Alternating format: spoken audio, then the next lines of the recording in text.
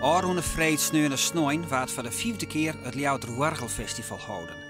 Dit keer stiert de muziek van Jean Alain centraal. Alain is de absolute top als het om wargelcomponisten van de 20e eeuw gaat. Hij waart maar 29 jaar. Aanst meer hoe dit festival en de muziek van Alain. Eerst wat er oors nog in deze kaarroute zit.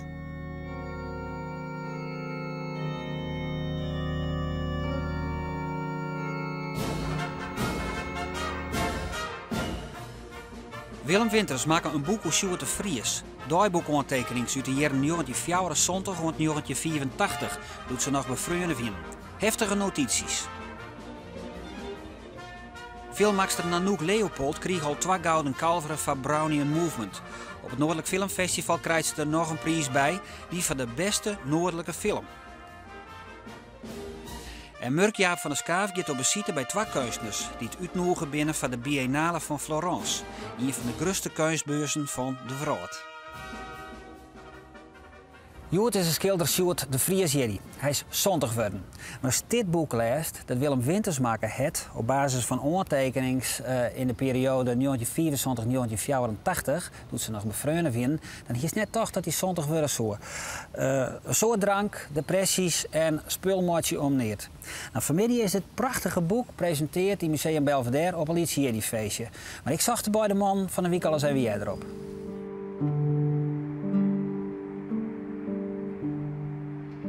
Als iets hem net bevalt, dan kan je knap schellen en razen. Is dat nog zo? Nou, in die brieven wel. Hij stiert al op me te wachten zien. Ik ben te let. Tolve hegen, een vogel op het nest. Je werkt er, elke dag. Deze. De rest ongelooflijk. Toen ik die teksten lezen, wie mijn geheugen er maar in is, ja, dat weet ik nog. Maar ik lees het eigenlijk dat de man die ik toen weer zich net zelf hield. Alleen uit de dronkenschap finaal weer. Dan konden ze het meer begrijpen.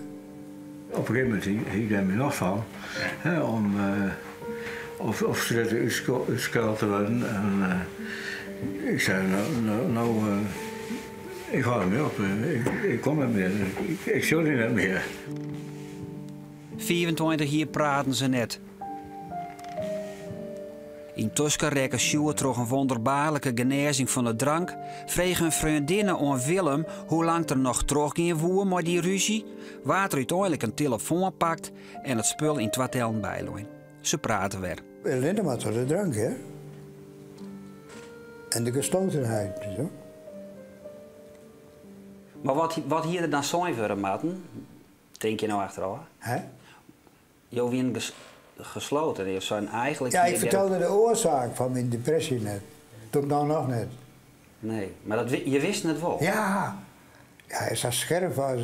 ik heb psychiaters achterovervallen van mijn uitles. Ja. Maar hier dat op een of andere manier, ja, dat is misschien een zietstreden, want dat wordt dan ik wel eens zijn van een kunstenaar die moet lijden, want dan pas maakt hij goed werk.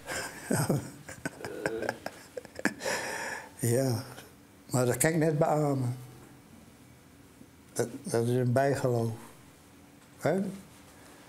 Die periode voordat ik leidde, maak ik goede kunst. Dus ik zit nou nog te wachten dat die warmte weer helemaal baas om je wordt. En daar heb ik wel hoop op, het laatste stukje.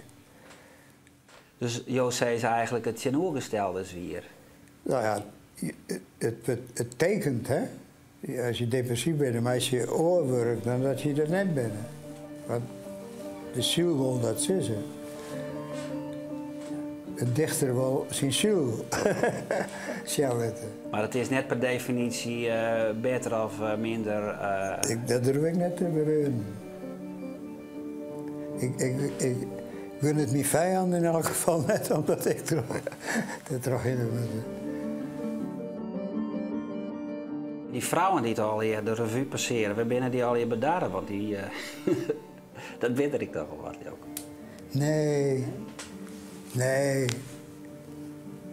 Nee, dat ging maar via 12 vrouwen. En dan hoop je tussenin, dat is een oorverhaal. Maar die prominent die voorkomen, die heb ik al gevraagd van dit ben ik van plan en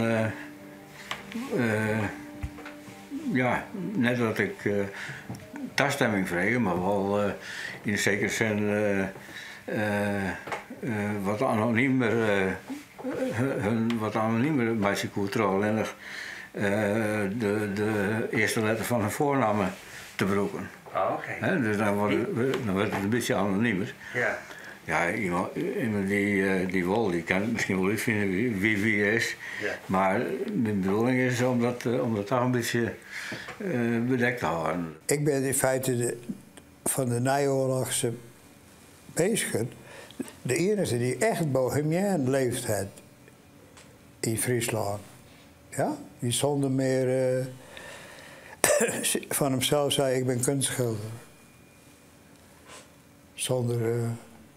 Zonder bevoegd papier. Wat verdij de weerde om het uit te gaan? Nou, het jouwt toch volgens mij een behoorlijk goed inzicht in soort zin dwangalitten. Terug al die gesprekken en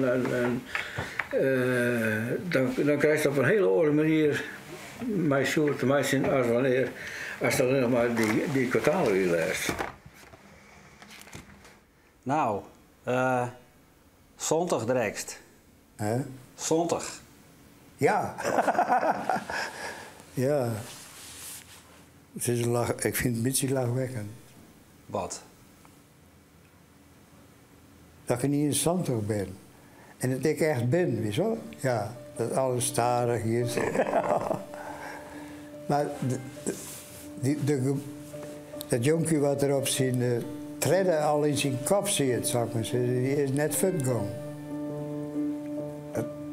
Dat durf ik het publiek wel te vertellen. Nee, dat man zie je er nou. Zit er net door in. Dat beeldig is aardig, men. Ja. Een jonge hond in een oud lichaam. Ja. En het werk? Ja, wordt er nog een soort ja, werk? ja. Niet onveranderlijk, die altijd terug.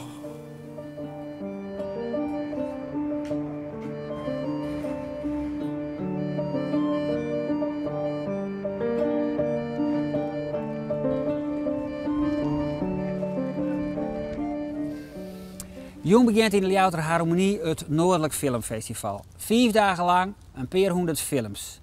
Een van die films die er draait is Brownian Movement van de regisseur en scenarioschrijver Nanook Leopold. De film die won al 2 gouden kalveren, maar dit weekend krijgt ze er nog een prijs bij en dat is de Award for Special Contribution to Northern Cinema. Dus die film die levert een speciale bijdrage aan de Noordelijke cinema. Maar hoe ziet zo'n film er dan uit? Anja Veenendaal die zocht de regisseur op.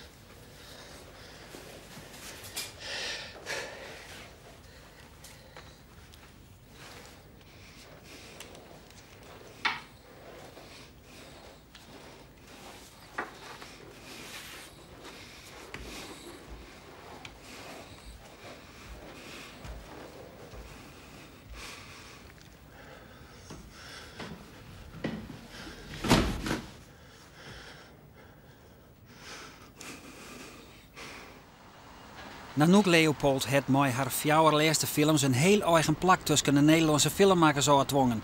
Ook in het buitenland werden haar films heeg waarderen. Ze won al 2 gouden kalveren en het komende weekend stiert ze op en naai op het erepodium. Dan bij het Friesk Filmfestival. Gefeliciteerd met je prijs. Dankjewel. Erkenning voor je hele oeuvre vanuit Leeuwarden. Is het voor het hele oeuvre? Begreep ik? Dat is ook wat. Rick, toch? Het hele oeuvre? Ja. Echt waar? Ja. Nou zeg. Wat was je reactie toen je hoorde dat je deze prijs gewonnen had? Ik wist eigenlijk niet dat hij bestond. Hij is volgens mij vrij nieuw, toch? Ja. Of is dit jaar voor het eerst? Nee, de tweede keer begreep ik. Ja, het is natuurlijk altijd een enorme eer als iemand op die manier aandacht wil geven aan de film. Dus dat, ja, ik was heel blij. Ja, ja. Ze is een van de vlaggedraagsters van de Nederlandse film op dit moment. En dan praat ik over filmhuis, cinema. Internationaal is ze gekend. Ze draait op alle grote festivals. Ze heeft een publiek. Critici staan achter haar werk. Het publiek in Nederland, het grote publiek, heeft haar nog niet gevonden. Haar films gaan aan meestentijd over de vraag: waarom doen mensen wat ze doen? De sjogge krijgt geen direct antwoord, maar wel een sterk beeldend verhaal dat in al zijn eenvoud heel poëtisch op het doek verschijnt. Soms in een tergend stadig tempo.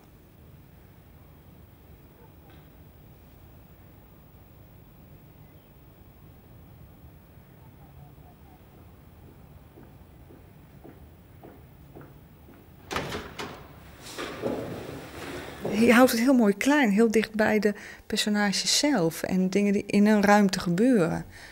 Dat vind ik ook het leukste om te doen. Met de acteurs, als we gaan repeteren, dan gaat het eigenlijk over hoe zit je, kijk je elkaar wel of niet aan. Nou, al die... En daar kan je zoveel mee vertellen. Ja. Maar ja, als je dat wil vertellen, moet je ook heel veel weglaten. Want anders zie je het niet meer. Als je op datzelfde moment iets heel ingewikkelds moet uitleggen over moordpartijen en spannend en om een hoekje en nu komt de politie binnenvallen. Nou ja, zo'n soort verhaal, dan kijk je misschien niet zo goed naar het behang. Dat is toch niet zo interessant. Het Noordelijk Filmfestival wil het festival wezen met films uit het noorden, steeds maar Noord-Europa. En daarom hebben ze deze prijs van de Noordelijke cinema in het leven roepen. De vraag is, wat nog zo bijzonder als oors is aan deze films? Wij denken dat het festival en het publiek en de stad heel goed past om een breed overzicht te bieden van films uit Noord-Europa en dan specifiek Scandinavië en de Benelux. Wat is een Noorderling en wat beweegt ze en wat emotioneert ze en wat zijn hun problemen en hoe staan wij daarin? Is er behoefte, denk je, aan een platform voor echt een beetje die noordelijke films met die eigenschappen?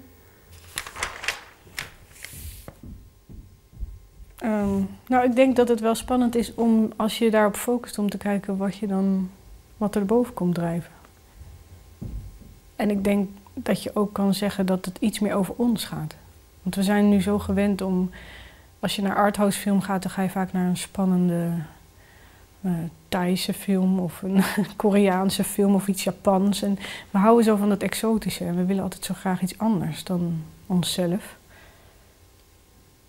We zijn niet zo populair bij onszelf, heb ik het idee. En als we dan naar onszelf gaan kijken, dan doen we het nog liever in een soort smeuig jasje van komt een vrouw bij de dokter. Zo van die hele geslaagde, maatschappelijk belangrijke figuren die in een van die mooie Jan de Beauvry-huizen wonen en zo. Maar dat zijn we toch ook niet allemaal. Dus als je denkt van meer, als het gaat over meer de spirit van wat het is om een noordelijk iemand te zijn. En dan is het wel eens goed om daar naar te kijken.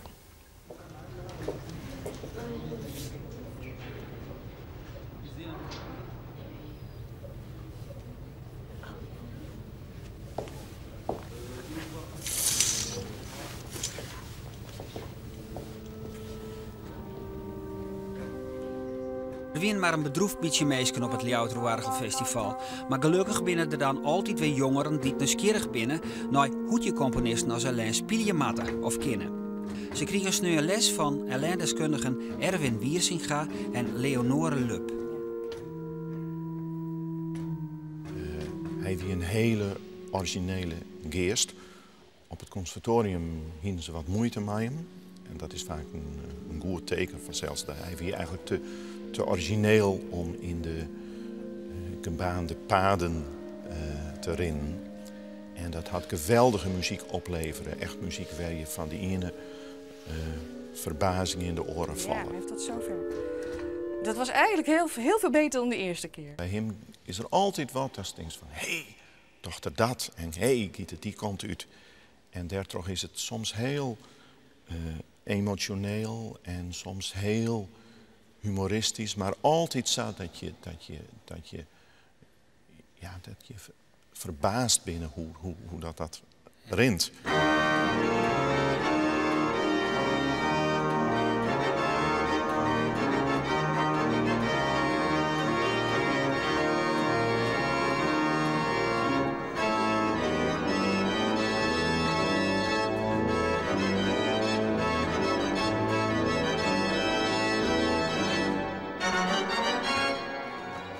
Wij hebben een zimmerserie in de Grote Tjerken. Ja. Maar we hebben ook een kriesconcert. Wij hebben kantatendiensten waar mooie muziek op het orgel spelen wordt. En dit orgel jeert tot de kroonjuwelen van het Friese culturele landschap. En we hopen dat mensen daar graag komen om net alleen maar ik de oren fantastische orgelmuziek hier te jaren. Ja, waar moet ze dan heen site? Ja, dat is www.orgelleeuw.nl. Evert Meiling van Boetenpost en Ruud Vulto van Workum, hij is schilder en zij is beeldhouwer, die zullen naar Florence in Italië. Want daar is begin december de Biennale van Florence. Die Biennale dat is een tweejaarlijkse hele grote kunstbeurs waar internationale kunstenaars hun werk zien laten. Dus dat is een prachtige plek om ik bij te wezen. Benijd naar wat voor werk het zij meenemen zullen en wat ze van die reis verwachten, maken Murkjaar van der Skaaf een afspraak met de beide kunstenaars.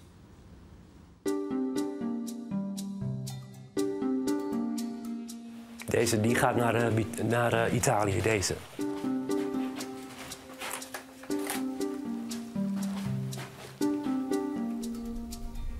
Zal ik hem even hier neerzetten? Ik hou van bossen en ja, bergen, heuvels vind ik gewoon ontzettend mooi. En ik ben een paar jaar geleden naar de Franse Alpen geweest. En ik vond het zo ontzettend mooi landschap. Dus ik dacht, daar ga ik wat mee doen. En toen kwam al heel snel dit schilderij eruit van zo'n bergbeek die naar beneden stroomt. Door de bossen heen van die hellingen af. Dat vond ik ontzettend mooi. En ik vind het gewoon een heel goed schilderij, deze.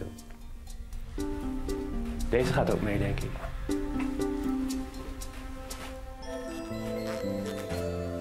Evert werkt en schildert in Boetenpost, maar werkt door de weken in een fabriek in Zoutkamp. Zijn leven is een voorbeeld van hoe lastig het wezen kan om als schilder onder de aandacht te komen. De uitnodiging van de Biennale was dan ook een onverwachte verrassing. Ja, nou, ik kreeg een mail vorig jaar in oktober. En ja, het drong eerst niet eens tot me door. Ik dacht, wat is dit? Dus ik heb het even laten liggen. En op een gegeven moment dacht ik van, nou, dit is toch wel leuk om mee te gaan doen. Ik zie het als een ontzettend leuk reisje. En ik heb nog nooit in het buitenland geëxposeerd. Dus dat vind ik wel mooi.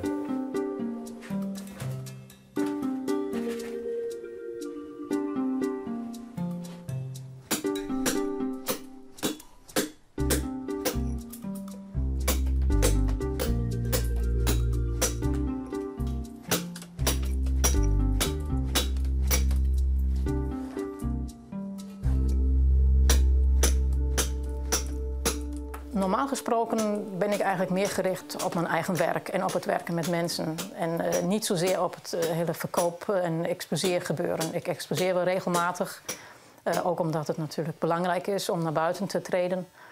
Maar het is niet mijn hoofdzakelijke aspect van mijn werk. Dat ik zie dat ik mijn werk verkoop.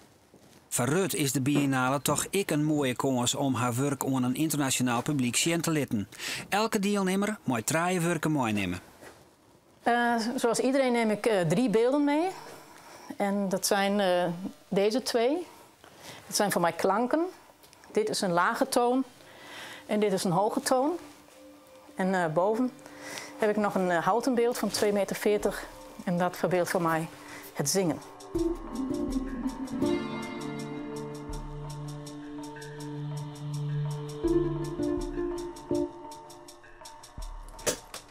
Ik probeer een beetje een eenheid in de presentatie te krijgen. En omdat ik al sinds jaren met het thema muziek bezig ben, heb ik dus deze 3 uitgekozen die met elkaar te maken hebben.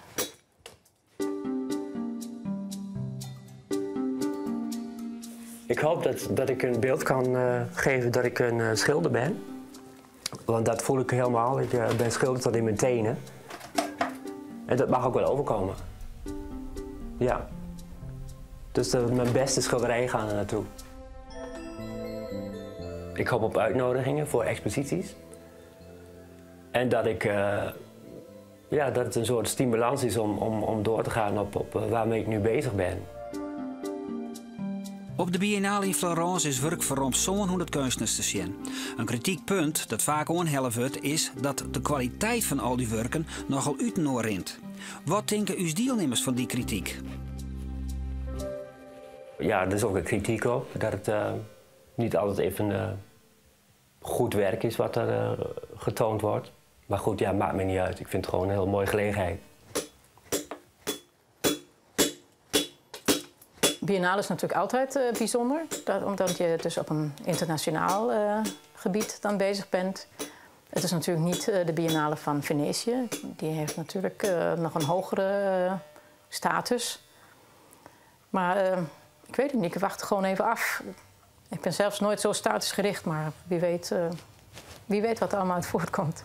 Is zo'n Biennale dan wel het hoogtepunt van een jaar van een schilder? Ja, voor mij wel. Ja. Het is sowieso het hoogtepunt tot nu toe in mijn leven. Dat wel weer.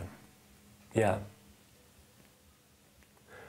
Maar goed, er is ook nog... Ja, dat is ook zo. Maar er is ook leven na de Biennale. Dus en daarna gaat het gewoon weer door. En ga ik gewoon weer naar de fabriek. En ja, het gewone leven gaat gewoon weer door.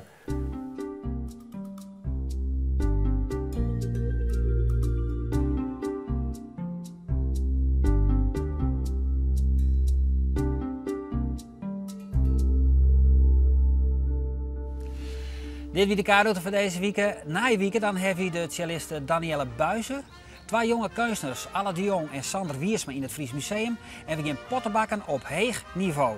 Bedankt voor het zien en graag tot na je week.